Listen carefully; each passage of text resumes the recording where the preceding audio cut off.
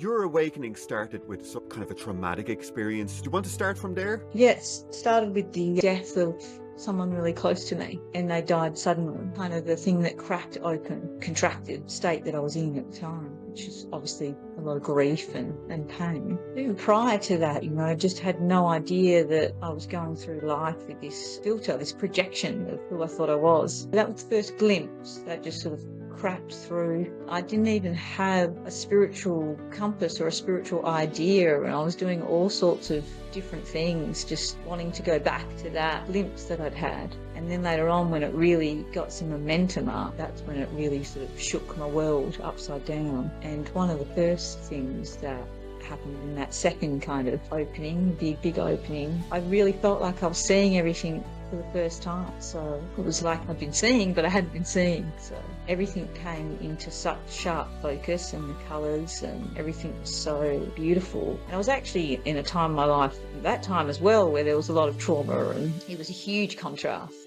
Massive contrast between suffering and then this expansion and freedom and beauty and luminosity. Welcome to the Endless Possibilities Podcast, where the journey of spiritual awakening and energy healing unfolds. Hello, and welcome to the Endless Possibilities Podcast. My name is Gareth, and I am your host today. We have a very exciting guest, Savita Veera. She is an Australian-based spiritual teacher, mystic, mentor, embodiment facilitator, and trauma healer with a focus on somatic centered healing, shadow work, and spiritual awakening. Her journey took a profound turn following personal experiences of deep trauma and tragedy, which catalyzed a major shift in consciousness, mystical openings, and her own healing process.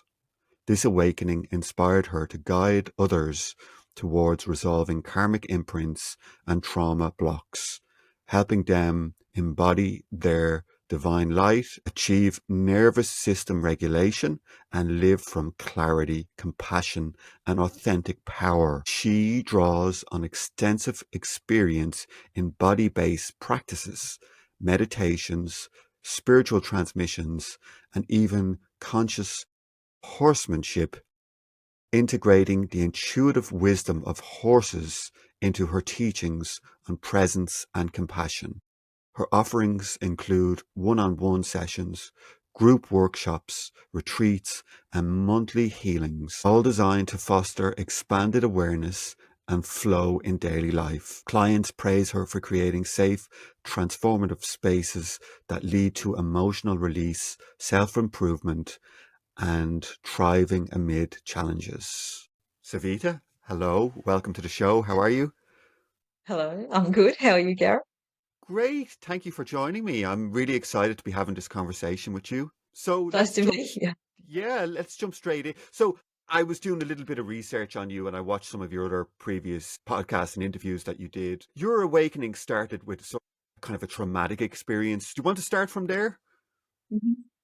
Yes. Started with the death of someone really close to me, and they died suddenly. So that was kind of the thing that cracked open, contracted state that I was in at the time, which is obviously a lot of grief and pain. Even prior to that, I just had no idea that I was going through life with this filter, this projection of who I thought I was. That was the first glimpse that just sort of cracked through what I was experiencing at the time. After that, I just went a whole journey of seeking for that, but I didn't know I was actually seeking for that moment. And I was just looking at I was doing stuff, and I didn't even have a spiritual compass or a spiritual idea. And I was doing all sorts of different things, just wanting to go back to that glimpse that I'd had. And then later on, when it really it was doing its thing, driving me to look for something. And then later on, when it really got some momentum up, that's when it really sort of shook my world upside down. And one of the first things that happened in that second kind of opening, big opening, was I really felt like I was seeing everything for the first time. So it was like I hadn't seen. I'd been seeing, but I hadn't been seeing. So everything came into such sharp focus, and the colours and everything was so beautiful. And I was actually in a time in my life, that time as well, where there was a lot of trauma and stuff. So it was a huge contrast, massive contrast between suffering and then this expansion and freedom and beauty and luminosity, Yeah. glistening and everything. So, Yeah, it sounds exactly like how mine was as well. There was a huge, I wouldn't have classed myself as a spiritual seeker, although I had many mystical experiences.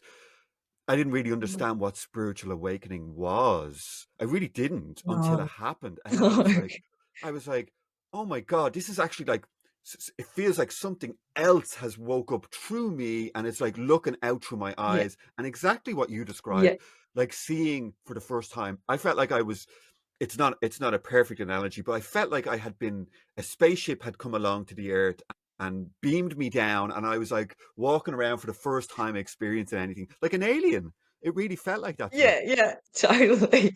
Your picture keeps on going a bit blurry, so you're looking a bit like an alien every now and then. Okay, okay. Yeah, actually the great thing about this software is that even if it does go blurry, it's recording on both sides, so it kind of, yeah, the final No, that's all right. thing comes out perfect. I've got a wacky sense of humour, so I can tell, yeah. We're gonna have a good conversation. yeah.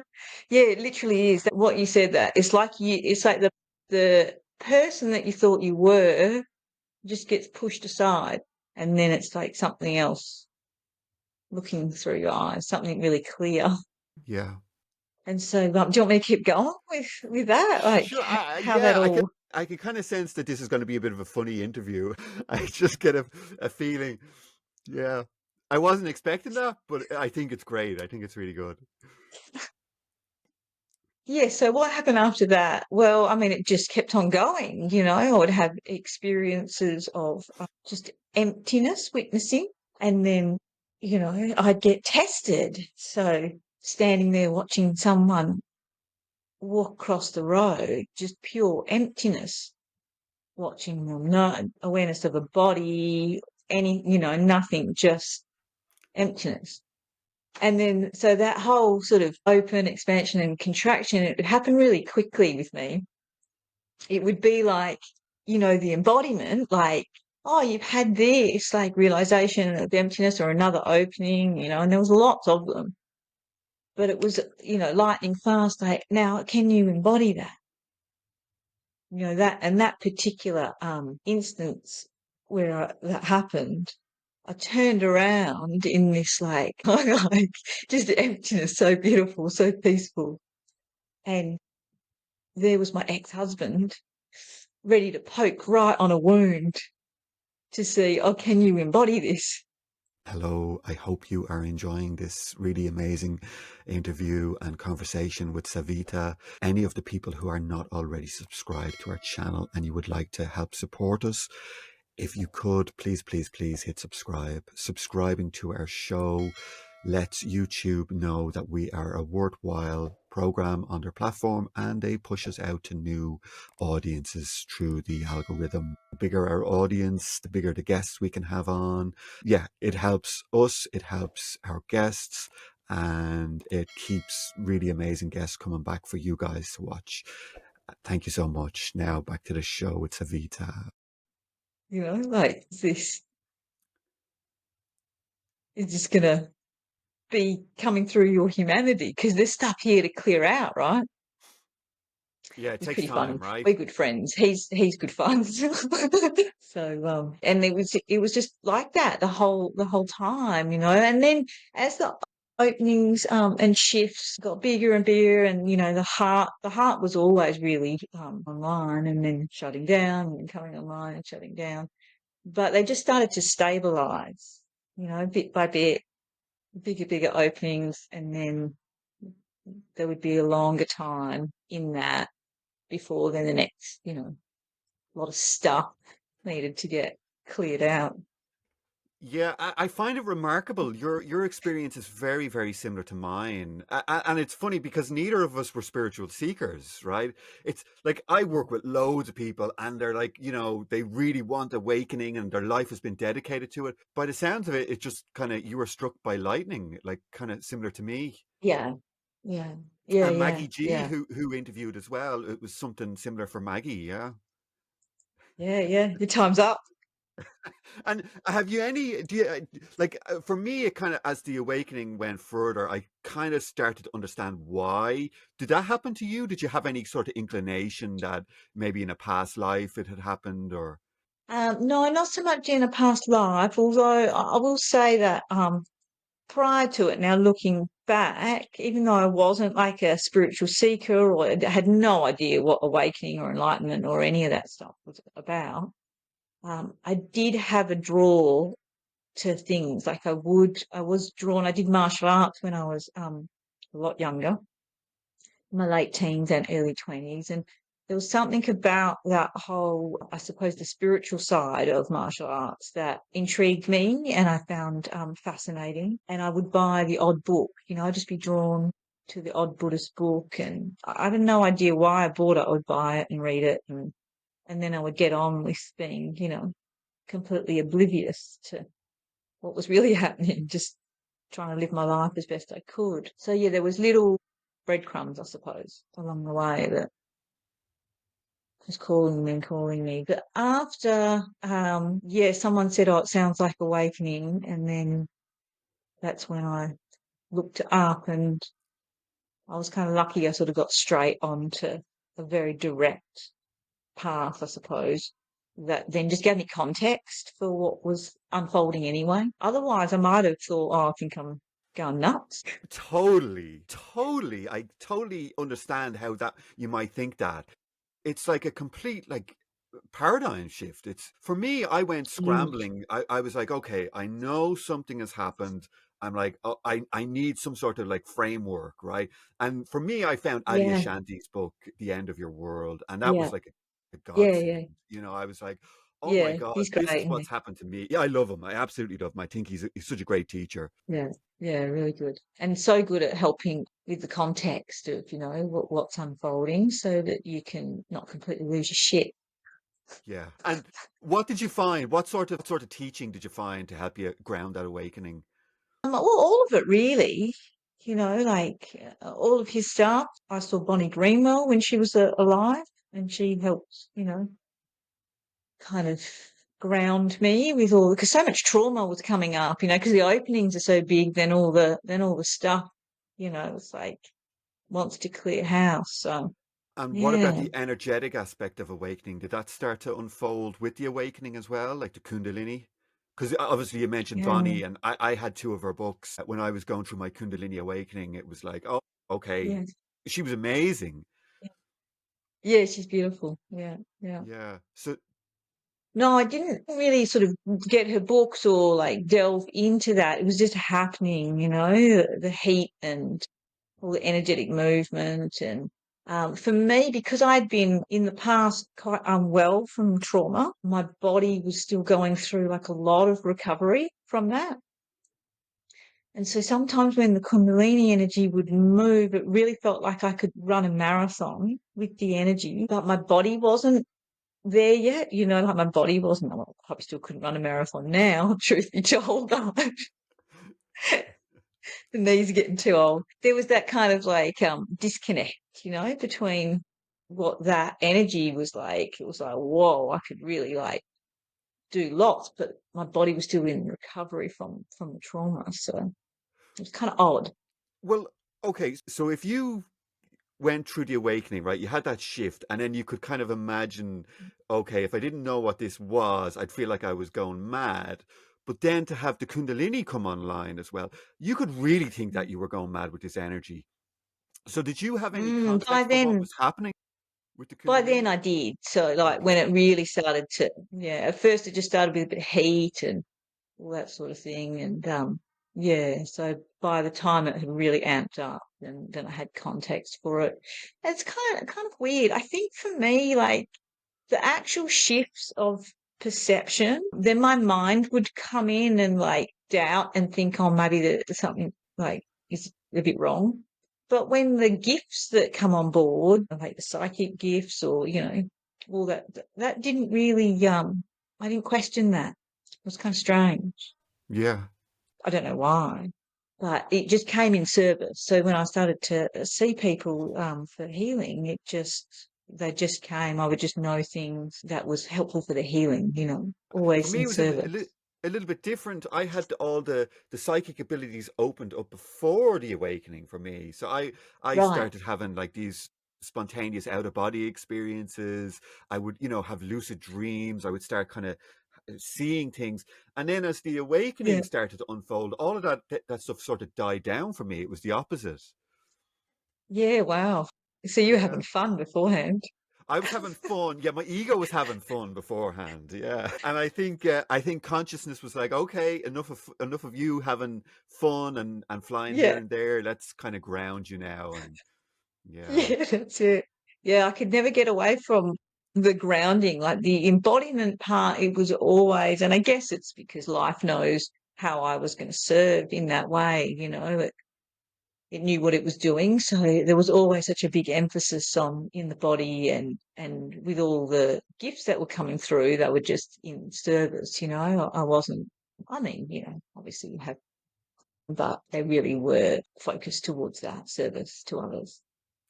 okay. So let's get into the embodiment part of it, like going through the awakening. So the shifts, perceptional shifts, are happening, and then. From my experience, it was all about sort of integrating that into your human, how you live day to day, becoming a better person, right? Yeah, a clearer vessel, really, at the end of the day. Yeah. Well, there was a huge backlog. So I did a lot of somatic work because there was a lot of freeze and a lot of trauma in my body from the womb all the way up to just prior to, awakening. So Mm. there was a lot of material to get through.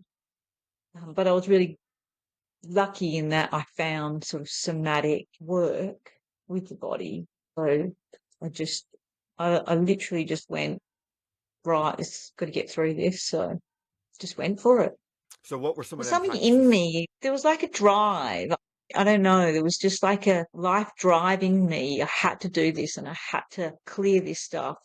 Just doing a little bit wasn't enough, or just doing enough to feel better wasn't enough. Like it had to go all the way for me. Sorry, you Yeah. asked a question then. No, I no. missed it because I was. So that was very similar for me. Like the seeking started after the awakening for me, and it was like I needed to do everything.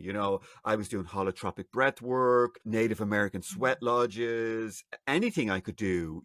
Just to make the human Sweat that shit appear. out. Yeah, I would never do one again ever. They're brutal.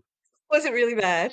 Oh, it was terrible. I mean, look, I love doing saunas and stuff like that. The Native American sweat lodge I did, oh my God, never again. It was just brutal. I don't know, just me. I got heat stroke from it.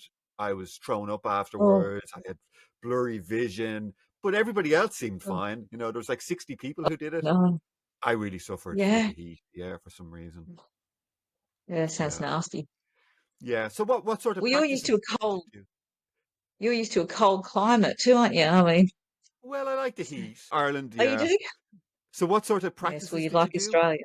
Just kept it simple. I didn't like post awakening. I kept it simple, and just meditation, like basic meditation, and that would help me not. So I had a tendency to want to lean into the processing to kind of get it done, and I needed to come back and stabilize the openings as well. Like turn attention to what already was free and what already was empty here.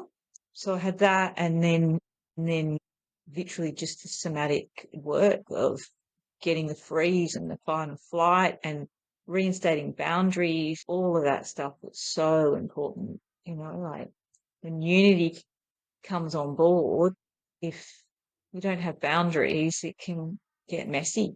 So Yeah. it's so important, and it's such a paradox. It sounds like a paradox when you're coming from that place and you're clear about it. It's just not. It's not even confusing. It's just clear. It's just life knows when to take care of what's hear and when to give and when to. There's none of that confusion that there was before, that murkiness around boundaries. Okay, so you're using language that I use, right? You've just used unity. So Mm. did you kind of see the unfoldment as stages, like, because usually I would use the TM model of awakening, which is sort of like ignorance, witnessing, cosmic consciousness or self-realization, God consciousness, unity consciousness. And did you sort of go through Oh, that succession of awakenings of like, I don't know because I don't really refer to any kind of system with a map. It just is what it is. yeah, I guess I just use the word so there's some reference of something that yeah. we're talking about the same thing, but we can feel it. Yeah, well, I mean, so unity, and Mm. you gave a very good example there of like when you shift into unity to be able to keep your boundaries up. Because for me, when unity happened, it was like the boundaries of what I was disappeared, and I could feel everything. I could feel how people were Mm. feeling. Oh I could yeah. sense if there was energy or spirits in the room. I could feel everything. You absolutely do. So it becomes even more important because of all of that, those boundaries of that we're separate falling away becomes even more important on a human level to clear anything from the past where you weren't clear on healthy human relating boundaries. Does that make Mm. sense? Yes, absolutely. Yeah. Really, really important because you will feel everything. Yeah, and also what I noticed in the shift into unity, the mechanism that was keeping the trauma pushed down, that seemed to dissolve, and then stuff kind of rises up to the surface. I think for me anyway, it was like unity was like an opportunity to meet those parts of me that hadn't been resolved or taken care of as a Yeah, teenager and stuff like that. Yeah. yeah, So absolutely. Yeah, yeah, they came up. So yeah, similar yeah, for you. And funny, I yeah, noticed like with working with people, when they go into the shift of unity, all their stuff comes up, and it's like they think, yeah, yeah, yeah. unity is going to be great, but it's actually not so great because I have to deal with all this stuff I never dreamed of dealing with.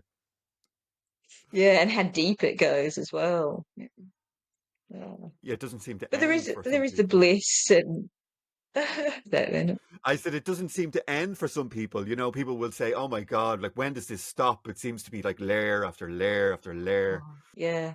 I think it's really important with that they're working with someone who understands dissociation or can feel it, and can direct them when that's happening because that can happen and then it's not going to get processed because you're still fragmented away. You're not here processing it. So that can sometimes happen with people that feel like they've done it and then it's more's coming. That would be something that I would say would be important to kind of look at and Yeah, I make sure wonder that's not I happening. wonder could we get into that because that really resonates with me. I mean, I see a lot of people as wanting to get into awakening, right? They want to seek awakening just to end suffering, right? And they think that by having some sort of like shift, that all of a sudden they're beyond their wounds, they're beyond their trauma. They don't suffer anymore. They're free of the world. It isn't the case, really, is it? It comes back for all of it. Comes Yeah. back for all of it because why would it exclude those wounded parts of us? It wants them home. Yeah. So they might have the shift and they might feel like they're on a honeymoon for a little while and then boom, it all blows up in their face. Yes, well, Yeah. pretty much. Yeah, well, yeah, I think so. I think some people just kind of have this like the ego actually makes you feel okay with all that stuff. Like it kind of soothes the uncertainty and it kind of makes you feel okay with the fear in your system because it gives you a narrative, right? It's telling you a story, even if Yeah. it's false. So when that kind of drops away, it's like, oh, where's that soothing, self-soothing voice? Yeah, yeah, yeah, that's it.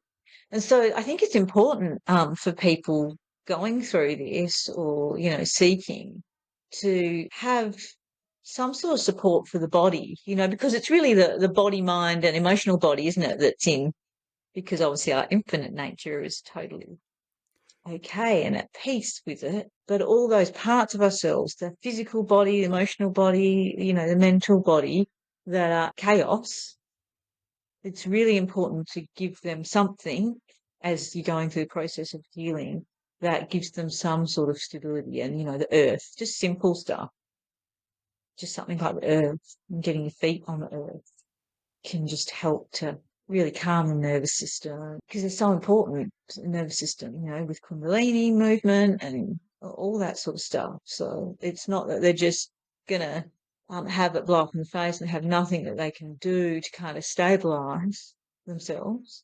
I know you know that. Yeah, because it seems that there is a part of us that's totally untouched by it all, and I have noticed this in myself. It's like the Yeah. awareness is just like totally beyond any problems. It's like there is no issue. The mind is not spinning a story, but then there can be a part of the body that just reacts. It's like, okay, I'm not affected. My mind doesn't seem to be, latching on to anything, but there's something in my body that feels contracted. My heart rate goes up. Mm. And it's just the nervous system is not regulated, right? Yeah. And there's stuff that still wants to be alchemized, material there. It still wants to be alchemized so it can then Okay. be free. Okay. And do you want to talk about like the work that you do with people now? How like you help people go through awakening? Yeah, yeah. Well, I have all sorts of people come to me, ones that are seeking awakening and ones that are going through it, ones that have no idea what it is and they just heard that I was a healer. So I just meet them where they're at, really, and help them with what it is that they're stuck with. And I think that that's probably where I really shine with people, is wherever they're stuck, I'll be able to just give them the pointer of just maybe this way, for the next step. Yeah, yeah. I kind of it's like I always imagine it's almost like that you've kind of walked a path and then you're able to see it Hmm. from a sort of a vantage point, whereas they're kind of like Yeah. at the beginning of their journey and they don't know the obstacles that they're going to come up against, and you're able to kind of yeah guide them Yeah. through it, Yeah. and yeah Yeah. what's around the corner. Yeah. And when you're in it too, it's like it's hard to see, it's your blind spots, all your unconscious stuff is wanting to be alchemized. So it's hard to see that for ourselves at a certain point, especially if you talk about trauma lodged in the system. So to have someone that is able to guide that. And then I think that when you get to a certain point, and, people are going to need varying levels of support because we've got varying levels of stuff to heal, and varying levels of the physiological response of trauma in the body. Um, but at a certain point, it'll just start doing it itself. It'll start. You could walk and you would have had this, Gareth. Like, you could walk to the fridge to get something, and you're like, oh, and just a bit of your unconscious pops up to be cleared, and you see it, and it clears, and then you carry on with what you were doing in the kitchen. It just becomes kind of Yeah. part of life. For me anyway, going through it, it was like daily. There was stuff happening day, even driving or being there'd be always these little moments where stuff like that would just kind of come up to the surface, pop like little bubbles just popping, and then Yeah, and then you just go back yeah, to your yeah. life. Yeah. Very Yeah, yeah, yeah, very yeah. strange. It's much like having a life review, isn't it? Like an in-life review rather than having to die for it. It's an in-life, and you just, everything is, you're going through it and it's clearing out and seeing it, all the stuff you need to see and everything that's in your shadow that you turned away from, just as a survival mechanism, Mm. thinking that that's what you needed to do to survive. And Maybe past lives and stuff as well. yeah, I had to put, yeah, past life stuff came up for me. So what do you think about the gifts that come up for some people, and like the nature of the ego is to grab onto them and feel special, and that can be a bit of a pitfall for people, right? Usually Yeah, men. it really can. Oh, I don't know. There's a few women out there. Yeah, for me, I've come across a lot of people like especially when the Kundalini comes online. All of a sudden, it's like the energies come up. They feel connected to God, or they might feel like they're a Yeah, feels reincarnation of amazing. some. Yeah, yeah, yeah. There's like an avatar or Jesus. Yeah, of course. I just think it goes back to so many people not feeling seen or heard. And when we're humanity as a whole, for the most part, although it seems to be changing, is so divided and unconscious. Most people are born into families where they're really not seen in that way, Mm. from that clear, loving benevolence. Yeah. And you'd know as well, Gareth, that that's part of what we do is to be that channel for that, and that's healing just in and of itself for people. Okay. And your healing abilities that opened up, how would you say they manifest or work through you? A bit of everything, obviously being able to feel stuff, being able to see unconscious patterns that people are holding, being able to see what is needed for the healing, and really, meeting it not just with what's awake here, but meeting it with my humanity. We're all human. No matter how deep awakening goes, or no matter how free you are, clear or healed, or we're all still going to have this human experience. Mm. We're all going to lose people that we love, and grieve and laugh, and all of it. Yeah. That's really beautiful. Yeah, you have a really quirky personality, I have to say. So I'd like to get into that with you as well. So a lot of people are afraid of awakening their humanity or their humanness been dissolved. And I know for me, yeah, I've definitely refined over the years with the awakening. Like there's definitely parts of me that fell away, but there's still the same Yeah, personality there, right? It's like, I still have a yeah, dark yeah, sense of humor. I still laugh at, yeah, yeah, inappropriate things. yeah, yeah. Yeah. We've probably got that in common. Yeah, I can tell. And it's good, I mean, but yeah, for sure, the same experience. There's parts that fall away, and it really is just more the personality, and then whatever is still sort of, alchemizing in the unconscious, because the embodiment is never ending. So, nobody reaches the state of perfection. Yeah. It's just that you've cleared out house a lot. So it's really nice. Yeah, and it's another misconception, right? That at the end of this, there's a perfect godlike version of you that's never triggered. You're never going to have a bad day. You're never going to get angry. That's just not the case, is it?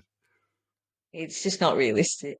No, no. Yeah, Mm, yeah. yeah. We'll Kind of put a wouldn't be fun disclaimer if on you didn't this. have some humanness. Humanness is fun. Of course it is. Of course it is. Being Yeah, silly, playing around, cracking jokes. And that's when I'm working, like I do retreats and stuff like that. And I always say, I like have a good time. We're here to laugh, not be serious. I think yeah. with spirituality, there can be a lot of that. Gets really serious. I don't Yeah. enjoy it. I don't really don't enjoy it. Mhm. I'm a bit of a rule Yeah. breaker. Yeah, I can see that. I like it. We've got that Yeah, in common too. yeah. Yeah. And there's another shift that I don't know, you might like to talk about. And this was after a long time of heart openings and all that stuff that went on, unconditional love. I go to the shopping centre and be looking at people with unconditional love, like, and that whole thing they've just forgotten, like, oh, just forgotten. Everyone's just forgotten.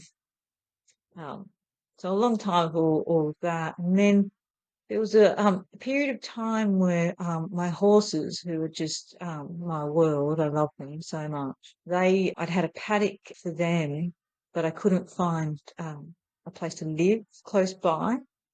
I was sort of moving around, and things were sort of shifting in my external world as they shifted in the internal world, and I couldn't find anywhere nearby.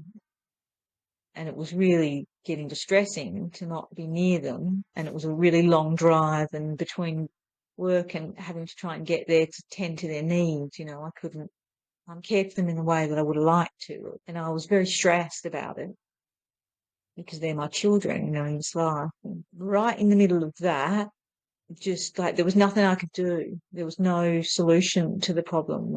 There was nothing that was going to fix it, and this gripping in my gut just like released, let go. And I went from like, oh, I'm so stressed about this, to just like deep peace, like in an instant, into this deep, deep calm, like nothing had changed. And that's been really common in my different shifts that get put into a corner. And I knew it till I knew it was coming, because obviously by then I'd been through enough shifts and enough embodiment, enough healing. And, I said to my friend, I can feel that I'm being put in a corner with this, so that something, the next sort of shift happens. And then I think just after that, it's been like an integration of head, heart, gut doing its thing. Okay. So again, you're kind of like I can sense where you're pointing with this, even though you're using slightly different language than I would. I can kind of get a sense of that shift in the gut is what I would call Brahman, right? Kind of a like a non-existence, primordial consciousness. Nothing ever happened. There's no ground to kind of grab onto. Everything just falls away. Yeah. I think that was kind of like the beginning of it. I think that release in the gut was like the beginning. And in hindsight, I think that there were glimpses of it along the way. And then I think it really sort of came in when I was standing with one of my horses one day. And then it was like, there's no past, there's no future, I had no idea who I was or had been, like no way of reflecting on, I used to, this is no way of reflecting on my human life or my humanness. I had no idea who my horse was, who I obviously know really well, but that was just like, and there was just that bit of like, oh, is this okay? Yeah, I know exactly what you mean. And of course, and all the memory of this life and who people are in relation to you comes back. Yeah, it's pretty trippy. It's really trippy. So for me, it kind of, it took about 2 years for me to integrate that. Like really, really did. I didn't have any framework for that shift. I kind of No. felt like I had floated out into space and I couldn't get back onto the spaceship.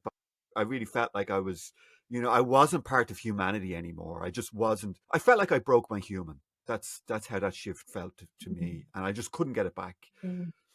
Yeah, it sort of, for me, it really felt like, because I'd heard people talking before, when I was listening to stuff and I was trying to get a context around when all the heart opening stuff was happening. And I'd heard people say, you stole my God, Yeah, you know, my and it's enlightenment. only when that happened. It wasn't so much when that contraction in the gut released. It was standing with my horse Ollie. That was like, oh, now I understand what this mean by you stole my God, because there's so much of that divine sense in unity and heart openings, and there wasn't anything in that opening. There wasn't anything even blissful or divine, or there's nothing you can say about it really. Yeah, it's a bit crap, but it's not. There's no suffering, right? It's like all of that juiciness falls away. What I Mm, would call the shakti, the love, it was just gone. Yeah, everything has just been like someone mm. took a vacuum and just took it all away. Vacuum to Uh, that. yeah, the me that was one with everything fell away. It was just nothingness. Yeah. Mm, yeah. And, I don't know that process is, finished completely in me, but it's obviously doing its thing. Yeah. Just This, let it rip. yeah, this has turned into a really good conversation, I have to say. Yeah, so okay. So how long ago did that happen? That was only recent. The gut happened, the gut releasing happened, I want to say about 4 years ago. And then that recent one was probably only, I don't know, 8 months or something. Mm. Yeah, The it's first a glimpse was 17 years ago. And then the big openings and shifts were probably 10 years ago now. The hearts. Mhm. yeah, wow. Yeah. So, mine was about 10 years ago, the first shift. And I had a kind of it was like my initial awakening, it was like I jumped to the end. It was like God kind of like woke up and looked out through my eyes, and it lasted for about 10 minutes and then closed down. And then I was left Mm, in what I now, would not. I would call self-realization. So there was like a baseline self-realization mm, that was always there, and then obviously it unfolds over time. It probably took about mm, 5 years then to kind of get to where mm. the shift that you're just talking about happened for me.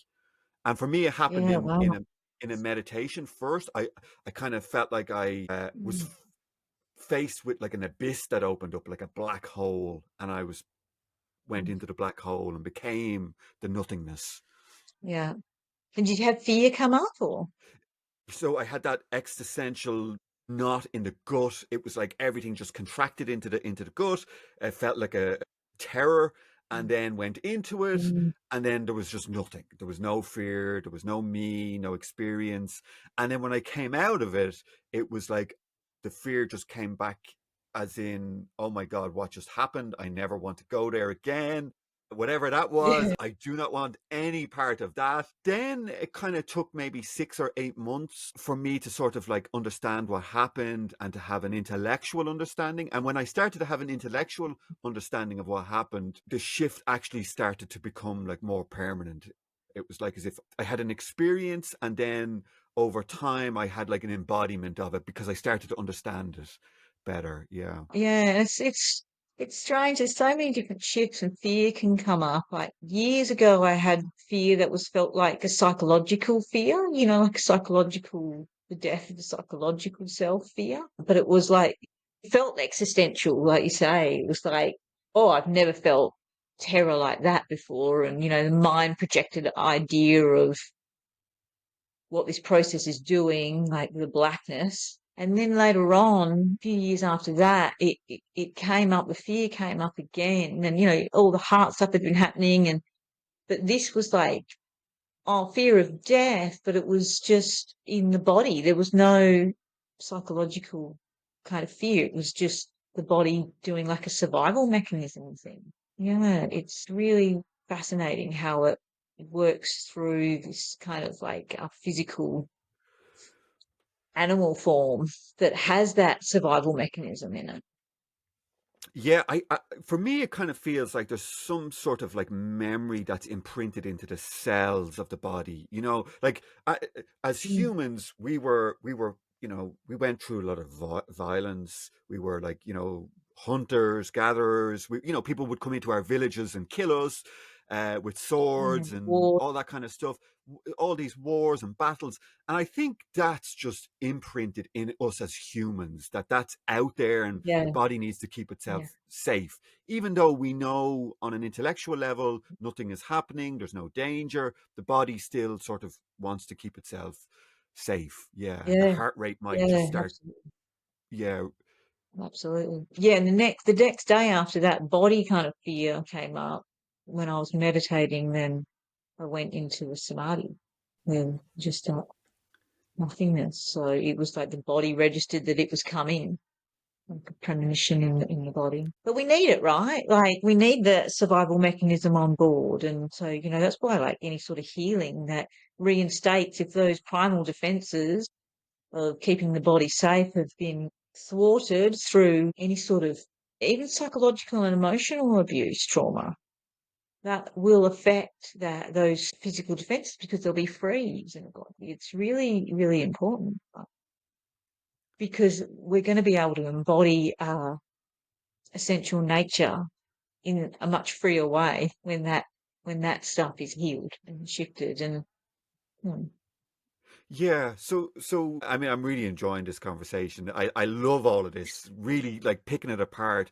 So like awakening is like the ultimate reality, whatever you want to call it, God, consciousness, universe, awakening through the pinpoint of this individual, right? Or your individual, but it's completely filtered by that body, mind, nervous system, and the trauma that may have happened previous to the awakening causes pockets of density, contraction. It's like, in order for the awakening to be fully embodied and free, that stuff has to be dissolved, right? It has to be, and it just like there's no magic way around it. We can't wave a magic wand, and we actually just have to go through it, like little pieces Yeah, by yeah, pieces every day, living life, feeling yeah, more trusting of yeah, other yeah. humans. Trusting. That's a good. Yeah. Yeah, that's a good way of putting it. Just like trusting that when the process is happening, that it's benevolent, and that it's kind of got us all the messy parts and. Yeah. Yeah, yeah. Mm. For me, I didn't trust humans. I just, I really, and I know there's a good reason why, right? In the world, it's quite, cutthroat, and people are just out to get what they can. So when you're going through this awakening, it's like that kind of fear is still in your system of like how humans can be, and it's really difficult to trust them. And Yeah, yeah, relational trauma, hey? yeah, It's yeah. like huge. It's what most humanity is suffering from, some form of relational trauma. Yeah, yeah, it sucks. But I mean, it also gives us such a great opportunity to go inwards and look at it all, and Yeah, you know, yeah, lay it all yeah, out on the table, and feel. I yeah, love the whole process of like, wow, this body gives me such an opportunity you know, to feel all of this and have feedback, yeah, instant feedback. yeah, When we have that sort of like, that knot that tightens up, or the fear, or even when we sit and talk to someone, I'll notice, why am I crossing my legs? I'm like, okay, yeah, just something in the body is not comfortable, and then, oh, why yeah, is that? yeah. Why is that happening? You're saying, And listening to that, like, and trusting that, because so often we don't. And you probably would have had this experience where sometimes things do hit the body and then you navigate from there, but it can even get more subtler than that, where the body doesn't contract necessarily. It just kind of hits maybe the subtle fields.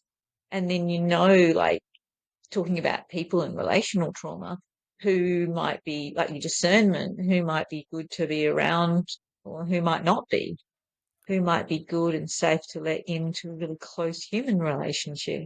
I think that's really something we should kind of also explore, because like, you're not, just because you go through an awakening, and it doesn't mean you're a doormat for people either, right? You do have to put up your boundaries around certain people. Some people, Yeah, yeah, their energy can really affect you. And I do, yeah, I meet with a lot of people, and they say, well, Gareth, how do I protect myself when I go into my work environment? Or, because not all humans are conscious around this. no, no. And that comes down to like trusting again, like letting, when the energy wants to flow, letting it flow, because so often we squash it. Like, let's just call it divine intelligence, right? Divine intelligence wants to move a certain way. And then our conditioning goes, well, you're not supposed to do that because that's not polite, or that's not whatever the narrative is around that conditioning. And this was a really big thing for me in my process and in my healing, as all this stuff fell away. And it's like, just unapologetically letting the energy do what it wants to do. It's going to move you away from someone who's unsafe. And if we go, oh, the conditioning clamps down and says, well, no, that's, how are they going to feel? Are they going to feel bad, or whatever that is that we were conditioned as children? Then we kind of, in that way, we've sort of got free will to not let that energy move. And so trusting that you're going to be okay with letting it do what it needs to do, and also doing the healing around boundary ruptures from the past, and abuse and stuff from the past that may have happened, because that will crop up every time that you're in a situation that's similar. That unconscious stuff will come up if it's still there and it's not healed. Once it's healed, then the energy will just be able to do what it needs to. And it might kind of surprise you, like, oh, that's happened to me. Now, when it moves, like, oh, I just did that. That's weird because it was so not. how I was in the past when conditioning would squash it. Yeah, I would always notice that when dealing with people, I would know, like something would come up or a situation and someone would say something and I would go, normally prior I would have felt that as like a wound, right? Somebody stabs you in the heart and then all of a sudden it wasn't there. And I was like, wow, what's happening with my Yeah, body?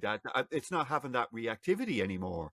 yeah, because all the old stuff's cleared out. Like, maybe not all of it. There might be some stuff still hanging around, but the bulk of it is cleared out. So, and then that's the service back to life itself, because in those moments, then it's able to move from love, and that might look like a boundary, or it might look like deep meaning of what's happening there. Like if Oh, someone was triggered by something that you said just offhandedly, and then if you're clear enough, and then it's a close relationship that you're wanting to foster, you'll be able to see what's happened. You'll see, and you'll be able to act from love, and then that will be able to clear what's just happened. Like divine intelligence will be able to work through that trigger for that person. Whereas when we're not clear, we've got our own stuff, their trigger is going to trigger your stuff, and then it's just a big trigger fest. yeah, no, it's true. It's true. It's like, people's the judgmental, maybe they'll make some state and it just triggers something in you and then you're sitting there making a judgment of their judgment. Yeah, it just sets something off. It's Yeah. funny because I think being Irish has a lot to do with it, but we would kind of dance around problems, right? We wouldn't be very direct. It's just something. But I noticed as I kind of progressed through the awakening, I started to be really way more assertive. I'd be like, where is that coming from? Like Yeah, unapologetic, yeah, really, yeah, which I think is amazing. yeah, I actually really love that directness now in people. I would rather be yeah, around someone who's really direct and blunt, whereas yeah, prior I would have been like, oh, what's going on there? But now I kind yeah. of We don't do appreciate it. that. Yeah, yeah, no, I Yeah, appreciate it. yeah. Clarity of it. Hey. Yeah, so not to knock Germans, but I find that German people are really, really direct. They just say it how it They are. is. And when I first started dealing with people from Germany, I was like, wow, these people are just so different, But now I really appreciate it. I really appreciate that Yeah, directness. Yeah. yeah. No messing around. No messing around with the Germans. It's funny. It's interesting that cultural kind of differences. That you're saying that Irish have a tendency, not all of them, of course, but to dance around stuff.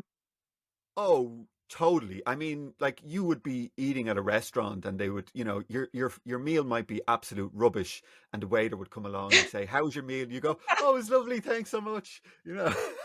When it wasn't. It was terrible, but the Irish people would just accept it. Not all of them, but Yeah. yeah. Yeah, it's just something I But it's noticed. such good fun. One of the most fun weddings I went to was my Irish friend from Dublin. Like it was in Australia, the wedding, Yeah. and her husband's Irish, and so all the Irish family was so much fun. Best wedding ever. Oh yeah, we've got a great sense of humor, definitely. Yeah. Yeah, yeah, Yeah. yeah, yeah. Um, so your work with animals, do you want to talk a little bit about that? How does that fit in with the energy and awakening and So I work with people online. Sometimes I'm rural, so I'm really, isolated. So sometimes people will come in person here, but it's mostly online. People that are nothing to do with horses at all, just awakening and healing. But horses have always been a thing in this life for me. Like I just literally was born in with the compulsion to be around them. I didn't have that in my family or opportunities for it when I was really young. It was only in the teenage years that I was able to, go out and kind of seek that out myself. But it was always kind of tied in. So the death of my close friend that caused the first kind of crack in me was a horseman. And so he was a really close friend, but a mentor as well for starting and restarting horses under saddle. I was working with him around the time that he died. So, and I've had other periods of intense time doing that with them. So it just kind of, with awakening, it will, and I think Bonnie said this, and I found it to be true in my experience, that it will use what you've already got on board with skills for service. So it's kind of done that return journey to the horses to serve in that way. And most of the people that students that I go and help, that they'll have no idea what awakening is, but it doesn't matter because it's serving anyway, and it's serving with the horses and doing all that. So I really help the horses through the trauma that their relationship with humans has caused, not necessarily the person that is the guardian of them at the time, might have been people from before, or it might just be the person doesn't understand how to communicate with them because it's vastly different to human communication. Though it shouldn't be, but we've used so much language that we've forgotten. And you would know that through awakening, you become much more of a sensing, feeling being than a thinking being stuck in your head. And, so all my gifts sort of come on board with my history of the horses in that way as well. I'd love to do an experiment with people who are really embodied and far along in their awakening, but that have not had that much to do with horses, just to see what they would pick up and what awakening would do on its own without any history with horses. I don't know. That's just one of the things that I think about. Yeah, yeah. Well, I think what you're talking about is like, really just like sensing in, Yeah. and something that I noticed that kind of stops that process is technology, right? It's like we're kind of like, it's actually taken away from them abilities that we naturally have, because now all of a sudden everything's ChatGPT, AI, look everything up. So Yeah, yeah, I so don't like it.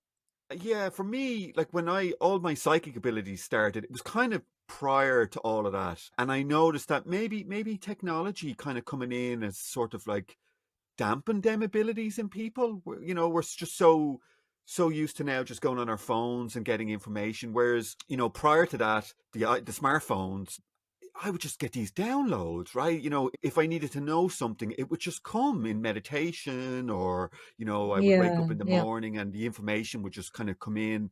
And I do really feel that because we're constantly on devices, it dampens that part of it. Yeah, I think that they need to be used very carefully, the whole online thing, because, like you said, instead of actually going to our divine essence for the answers, people can go to the internet and just let Google do it. And it's amazing how much, if you just tune in, I've actually just done an online course that I'm going to put up, an online retreat. I'm going to put up like a self-paced one for people to do, which really gives them that framework of tuning into their own, because I'm really big on people having their own sovereignty. Yeah, So me tuning too. into their own, like, I can tell them what I'm getting, of course. And, if it's helpful, then it's going to come out if I need to. But I'm much more interested in them tuning in to themselves and then learning to follow that thread, the inner guru and all of Yes. that. And in a way with the horses, that's kind of what I'm teaching the students, that all their blocks and their unconscious stuff comes up when we're working with the horses. It's like, yeah, you maybe just look here because this horse is needing this and this is in your unconscious that's you're not able to show up in that way for this horse because this pattern is running, right? So go back to self and deep listening and healing self, and then you can help the horses heal because they need us as well. That all of life needs us to wake up and get our shit together. Yeah, yeah. Yeah, we Really, really do. So the relationships with horses and humans, do you feel that you just said there, like that they need us? And I guess like horses, humanity have kind of like abused and used horses, you they know, really have. Yeah, like Yeah. I mean, if I've never really thought about it, but just sitting here listening to you, like, obviously humans use them to carry goods, to carry the humans, almost use them as slaves. So surely the They horses did. would be Yeah. a little bit like, really, do I trust these humans? Oh, so many of them are, and they're just so compliant, a lot of the time, and it's the ones that have got a lot of fight in them that get the bad kind of names as the trouble horses, and it's like, no, they're just not squashing it down and holding it in internally. They're actually the greatest teachers because they're showing us. And so when I say that they need us to show up conscious. They need us to wake up and heal our shit so that we can actually then do the job of repairing the damage that we've done, collectively, I guess and the that's not planet so that needs that. anyone goes, pardon? I guess the planet needs that, right? Because we are And the it needs abusers that. of the Yeah. planet. Yeah, totally. Yeah. And I mean, there's an innocence in that as well. It's like if you look back, yeah, I'm sure you can do this and I can do this. If you kind of reflect back on when you're unconscious, it's like, oh, if I knew better, I really would have done better. Yeah, totally. I get I kind of look back at me as in my early 20s or a teenager, and I go, oh my, some of the things that I do, I kind of, it gives me the shivers, thinking back. But at the time, I didn't know any better, right? You just don't know. Mhm. Yeah.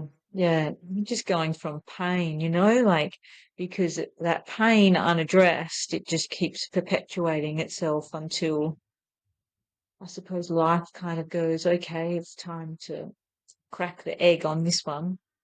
Yeah, And that's what I was going to say before when we were talking about, it kind of blows up in their face, they're thinking that they're going to get all this bliss and it's going to be free and it's going to be wonderful. And it is all those things. Like, yeah, of course, anyone who's been through any authentic awakening will tell you it is those things, but it is also the getting down into the gritty, messy parts of ourselves, the parts that may be uncomfortable, like real, people can do shadow work. You can do kind of like shadow work. Oh, yeah, I can do this bit here, but there's stuff in the basement that it's like, well, I'll do this stuff here, but I don't want to go right down into the basement. But what I wanted to say about that was that there is also a mechanism in divine intelligence that will alchemize some of that without us needing to yeah. necessarily feel it all. And that does happen. So grace does show up. And that certainly happened in my case. And I'm assuming it did in yours because you're nodding. Well, yeah. So for me, the really big one I noticed from the very first shift was psychological fear just disappeared. Worrying about what's going to happen or how things are going to work out. That just completely Mm. disappeared for me. And then as the awakening progressed, you know, the kind of what I would call lower nature human qualities, they took time. They were just like fingers kind of being prized off, just eventually, all the kind of like greed and jealousy and all that kind of stuff slowly over time started to kind of dissolve. Um, Yeah. I think it's a lifetime of work though. Like when you're in a human body, I mean, you might feel something for maybe 20 years, and then all of a sudden you're faced by some new environment or situation you've been put in, or a new human turns up in your life, and they hold something that's able to find something that's unresolved in you, or hold up a mirror, and all of a sudden Yeah. there's 17-year Yeah. old Gareth that thought he healed that, and it's still in there. Yeah. Yeah. Yeah. Humbling, hey? Yeah, really humbling, Yeah. really, and Yeah. and sometimes the most unassuming people can do it. Yeah. Yeah. Absolutely. It's funny too when it happens at times there can be like this conditioning that might come up that's running and yet there's still this like awareness watching it Yeah. happening but it's still working itself out. And it's like, that's a weird experience. Yes, totally. And I know exactly what you mean. It's almost like you're kind of watching it happening from a third party perspective. It's like, oh, you know, it's just like you're there unaffected by it, but the human is still going through it. Yep. Kind Yeah. of like a car And crash. humans still. Yeah, you're Yeah, kind of and like him is watching still it in doing the slow car motion. crash. Yeah, What are you doing? yeah. So, Stop that. yeah, is there anything we're kind of probably coming to the end of this now, but is there anything you feel that I've not asked or you would like to finish up on? No, I don't think so. I think we covered it all. I have to say I've really enjoyed the conversation today. It's I so wasn't fun. expecting it to go this way. Yeah, I got well, that. I kind of come in. I never come prepared. It's always like, yeah, let's just see where the energy takes us. I never Yeah, put yeah, down. Sometimes I watch podcasts and you can kind of tell that people have a whole load of questions on the side of their screen and they're reading them out. I never do that. I've done it for yeah, one interview and I kind of didn't. I just didn't like how it felt. So I tend yeah. to It took you just, out of the moment, hey? yeah, it does. It does. So I've really enjoyed this. So if people want to find you, I'm going to put lists to all your website and stuff. Do you want to just call them out though? How they can get in touch with you? Yeah, just my website is just www.savita.com.au because I'm in Australia, obviously, with the accent. You wouldn't. And I wouldn't be able to tell. hey, I wouldn't have been able to tell where you were from. I'm oh, joking. really? I'm joking. Yeah. No, somebody said to me once, he was Irish actually. The guy that I buy my hay for the horses. He said, so how long have you been here from England? And I'm like, what are you talking about? I was born in Australia. I thought I had an English accent. It was really strange. Yeah, sometimes there's little bits. Yeah, you can kind of You're a hear bit the British posh. accent a little bit in the. Yeah, I kind of find Australia, New Zealand, South Africa, and the English accent. Sometimes I can hear parts of all four in certain Yeah, accents. Yeah, right. yeah. So do you have a YouTube? I do, but I neglect it. So I spend so much time outside that I don't. Yeah, that's great. I'm not a very That's good yeah. online person, apart from when I'm with people, with So the most of your clients. work is online. Yeah.